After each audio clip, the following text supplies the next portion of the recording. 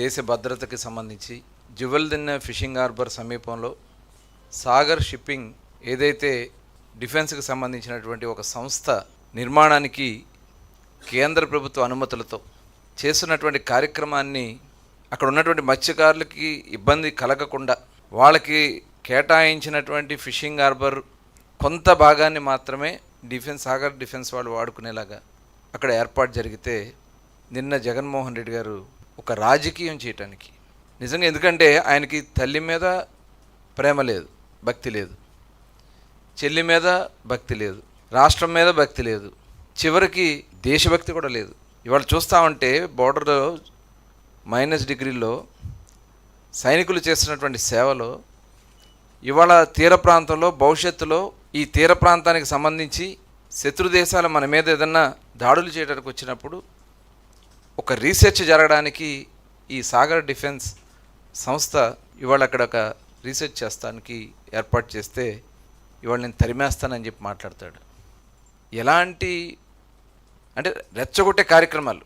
అక్కడ తమిళనాడు బోర్డర్లో అక్కడ ఉన్నటువంటి మత్స్యకారులకి మన ప్రాంతానికి వచ్చి, మన ఆంధ్ర రాష్ట్ర ప్రాంతంలో ఉన్నటువంటి తీర ప్రాంతానికి వచ్చి ఆ స్పీడ్ బోట్లతో ఇబ్బంది కలిగిస్తున్నారనేది మనకున్నటువంటి సమస్య. 2017 సంవత్సరంలో మనం ఆ రోజున మెరైన్ పోలీస్ వాళ్ళు బోట్లుంటే అవన్నీ కూడా మెయింటెనెన్స్ చేయడానికి లేకుండా చేసి, వాటి కేటాయించిన నిధులు కేటాయించకుండా చేసి అవన్నీ కూడా మూలన పడిపోయినాయి. దాంట్లో వర్క్ చేసే సంబంధించినటువంటి సిబ్బంది మొత్తం కూడా ఆపిచ్చేసి జీతాలు ఇవ్వని కారణంగా ఆగిపోతే ఇవాళ ఈ కారణాల వల్ల ఆ రాష్ట్రం నుంచి మన వైపు బోట్లు వస్తూ ఉన్నాయి. ఏదైతే మొన్న ఈ విషయం తెలిసిన వెంటనే గౌరవ ముఖ్యమంత్రి చంద్రబాబు నాయుడు గారు ఒక్కొక్కటి ₹1,20,00,000 ఖరీదు చేసే బోట్లని, దాదాపు 600 హార్స్పవర్ ఇంజన్లు ఉన్నటువంటి బోట్లని ఇమ్మీడియట్గా ఒక 4 బోట్లని ఏర్పాటు చేశాం. మళ్ళీ రేపు జూన్ నాటికి అక్కడ ఉన్నటువంటి మత్స్యకారులందరూ కూడా భాగస్వాములు చేసి మరికొన్ని బోట్లు కూడా ఏర్పాటు చేయటం, అలాగే మెరైన్ పోలీస్ ఆధ్వర్యంలో కూడా దాదాపు 18 బోట్లు అయిపోయినాయి ఉన్నాయి. అవన్నీ కూడా రిపేర్లు చేసి మళ్ళీ పనిచేయడానికి ముందుకు తీసుకురావడానికి ఒక ప్రణాళిక తయారు చేసుకున్నాం. అక్కడికి వెళ్ళి రాజకీయం చేయటం, తమిళనాడు బోట్లకు సంబంధించి ఆ గ్రామస్తులు వాళ్ళు అక్కడ ఉన్నటువంటి గ్రామ కాపులు 144 గ్రామాలకు సంబంధించినటువంటి పట్టపు పాలాలకు సంబంధించినటువంటి గ్రామ కాపులు మీటింగులు పెట్టుకుంటా ఉంటే దాన్ని కూడా వాడుకోవాలని దుష్ప్రచారం చేయటం, ఇవన్నీ కూడా రాష్ట్ర ప్రజలు గమనిస్తూ ఉన్నారు. నిన్న ఆయన మాట్లాడుతూ ఉంటాడు, ఫిషింగ్ హార్బర్ నేను కట్టా. ఏది అయితే ఇప్పుడు ఇక్కడ మంత్రి గారు చెప్పినట్లుగా అయితే ఇప్పుడు దాకా ఎందుకు నిరుపయోగంలో ఉంది?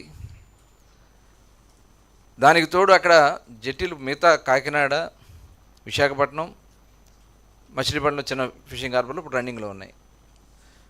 ఇప్పుడు కట్టినటువంటివి ఒక్కటి కూడా మీరు పూర్తి చేయలే. కేంద్ర ప్రభుత్వ నిధులన్నీ కూడా దారి మళ్లించారు. ఇవాళ అవన్నీ కూడా మళ్ళీ ఆపరేషన్లో తీసుకురావడానికి ఇవాళ ప్రయత్నాలు జరుగుతూ ఉన్నాయి. రేపు భవిష్యత్తు 30-40 సంవత్సరాలు వచ్చే బోట్లని భవిష్యత్తు దృష్టిలో పెట్టుకుని జట్టీలు కట్టడం జరిగింది. ఇవాళ మీరు చేస్తున్నటువంటి, ఎందుకంటే ఒక రకమైనటువంటి మత్స్యకారులు మొట్టమొదటి నుంచి కూడా రాజశేఖర రెడ్డి గారి నుంచి జగన్మోహన్ రెడ్డి గారి వరకు అణిచివెతకే కార్యక్రమాలు చేశారు. ఆనాడు గుర్తు చేసుకుంటే సోంపేట కాల్పులు జరిపి కుక్కల్ని ఈడ్చినట్టు ఈడ్చారు మత్స్యకార సోదరుల్ని. గంగవరం పోర్టులో కూడా కుక్కల్ని ఈడ్చినట్టు ఇచ్చారు. కృష్ణపట్నం పోర్టు సమయంలో జియో నెంబర్ 40 ఇచ్చి భవిష్యత్తులో ఇక్కడ ఎటువంటి ఫిషింగ్ హార్బర్లు కానీ కట్టడానికి వీలు లేకుండా జియోనిచ్చారు. ఆ పులికాట్ లేక్లో ఏదైతే సీమ అవుతుందో దాన్ని ఇంతవరకు ఓపెన్ చేయకుండా ఆపేస్తారు. అప్పుడు ఇవాళ అవన్నీ కూడా చేసుకుంటూ ముందుకెళ్తున్నాం.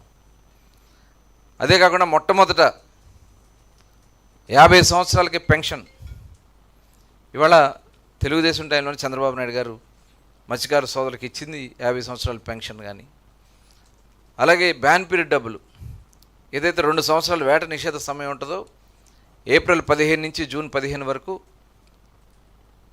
₹4,000 స్టార్ట్ చేసాం. ఇవాళ ₹20,000 ఇస్తూ ఉన్నాం.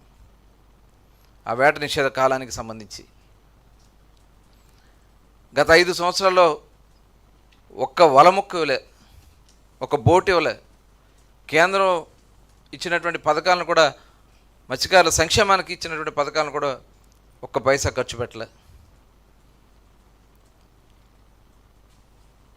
గతంలో 90% సబ్సిడీతో ఆ రోజు వలలు ఇచ్చాం, బోట్లు ఇచ్చాం, ఐస్ బాక్సులు ఇచ్చాం, వెహికల్స్ ఇచ్చాం, 4 వీలర్ వెహికల్స్ ఇచ్చాం, రేఫర్ బాక్సెస్ ఇచ్చాం. కానీ ఒక్కటి కూడా ఈ 5 సంవత్సరాలు ఇవ్వకుండా ఫిష్ ఆంధ్ర అని చెప్పి డబ్బులు డైవర్ట్ చేసుకుని ఎందుకు పనికి రాకుండా చేసినటువంటి వ్యక్తి జగన్మోహన్ రెడ్డి గారు. ఇవాళ మీరు మాట్లాడుతూ ఉన్నారు మత్స్యకారుల సంక్షేమం గురించి, లేకపోతే నేను వస్తే ఏదో చేసేస్తానని చెప్పి మాట్లాడుతూ ఉన్నారు. ఇది నిజంగా చాలా దురదృష్టకరం. అయినా సరే ఇవాళ గౌరవ ముఖ్యమంత్రి గారు ఇచ్చినటువంటి ప్రతి హామీని నిలబెట్టుకుంటూ ఇవాళ ఆయిల్ సబ్సిడీ కానీ, మరి అలాగే ప్రధానమంత్రి మత్స్య సమృద్ధి యోజన కింద రావాల్సినటువంటి స్కీమ్స్ కానీ ఇవన్నీ కూడా టైఅప్ చేసుకుంటాం, మరింత ముందుకు తీసుకెళ్తాం. ఇవాళ చిన్న చిన్న సమస్యలు ఉన్నాయి, అవన్నీ కూడా పరిష్కారం చేసుకుని ఇమ్మీడియట్గా ఈ ఫిషింగ్ హార్బర్స్ అన్నింటినీ కూడా ఆపరేషన్లో తీసుకొచ్చే విధంగా ఈ ప్రభుత్వం చర్యలు తీసుకుంటుందని కూడా తెలియజేస్తాను.